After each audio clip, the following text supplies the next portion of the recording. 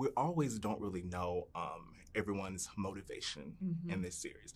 And I think between you two, especially in this past season, it was kind of like, you know, you were always skeptical and he was always trying to prove that, like, you know, he wasn't doing anything, you know, sideways. But this season, I think, not to say we see them in sync more, but I feel like they can see each other's perspectives more. Definitely. So for both of you, what was it like being able to actually kind of flip and see, okay, I can see what he's seeing, I can see what she's seeing? Because it's more of a like, the relationship they have, you know, personally kind of bleeds more into the professional this season. I think what's so good about Deborah Kahn's writing, and especially for the Kate and Hal relationship, in my perspective, is it just feels real. So the first season, all the angst and the friction and the fighting. And then in the second season, the coming together and the worry and the protectiveness, to me, it's all just tension and energy. And I think for the rest of their lives, Kate and Hal, whether they're together or they are apart, that energy and tension that they have with each other will always exist. So yes, the first season was a lot about conflict, and that's the way that the tension or the energy was shown. But this season, they're really like, their tension is teamwork against the outside world and solving a problem. And I think it's just good writing.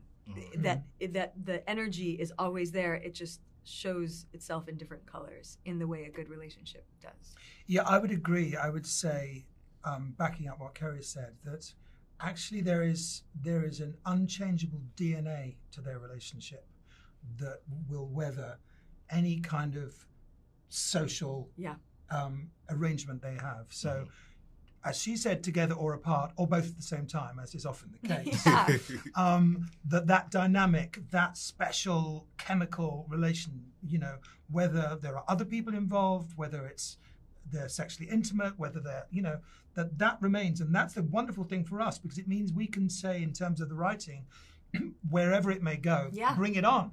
Like, because I've got no skin in the game. I'm not fighting for success or failure. Failure is more interesting. Success is only interesting fleetingly as a great opportunity for to lose something, you know, dramatically speaking. Life is probably the opposite. I don't know, but in terms of this, it's like whatever they throw at us.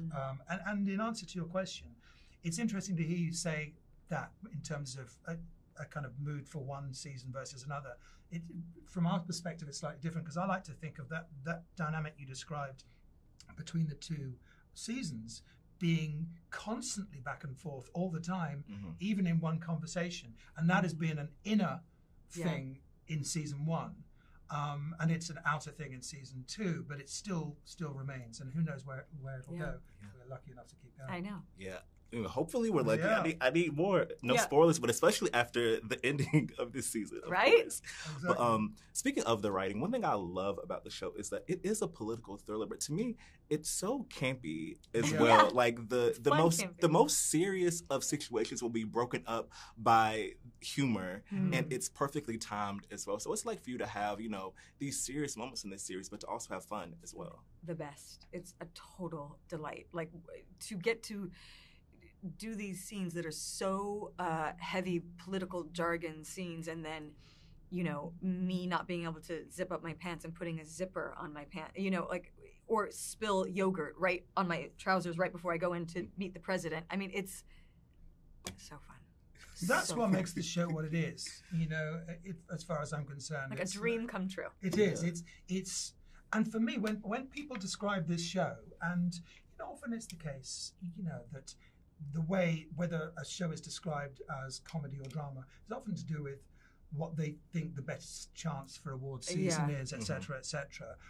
Because I've always thought of this, when I read it, I thought, oh, this is a great comedy with serious bits. And I'm not joking. That's the reason I'm here. And it's not even, you say campy, and I get that too, but for me, the humor is what makes it more real. Because actually, the one thing that they take out in kind of serious-headed drama a lot of the time, if it's not great, is the lightness and the humor and the silliness and the wrongness and inappropriateness of everyday situations, including situations that are supposed to be funny that are actually dry and serious, situations that are often the case. If you want a serious, scary atmosphere, do a comedy, you know, and if you want the opposite, do a horror movie or something. So it turns out to be quite opposite the way things are.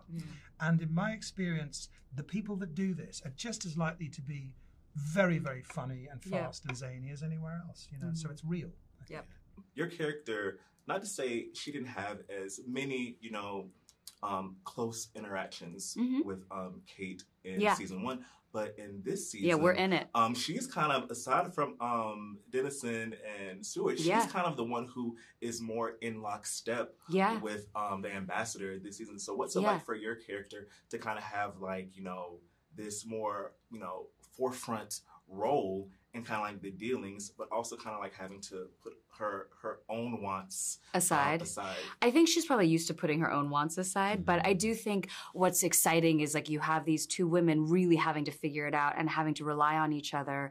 And I think that between season 1 and season 2, Idra has come to really trust Kate and understand that this is a serious diplomat. She's not just some like figurehead, and I think has to trust Kate, but also because of Kate is forced to sort of work with people that she may not want to. Like, I don't think Idra wants to work with Hal, but, you know, so I think it's a lot about collaboration and the thing that David has spoken a lot about in diplomacy, which is that sometimes you have to make decisions that you don't want to for the greater good that you hope will get you something else. So there's things that Idra is doing in the second season that she's not comfortable with, but she doesn't have much of a choice.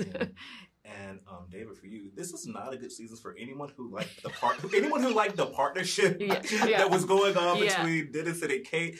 It's kind of a rough season for anybody who was thinking of that, shipping that, whatever. And he's kind of pulled in, you know, there's the aspect of him, he really doesn't want to, like, deliberately do anything to sabotage anyone, really. So you have that aspect. You have his own personal desire. Then you also have the desire from, like, more of the season 1 part of him, you know, in this working relationship he does have with Kate. So what was it like having your character caught in between all of that and then ultimately, I think, making decisions that he thinks do benefit him first and foremost?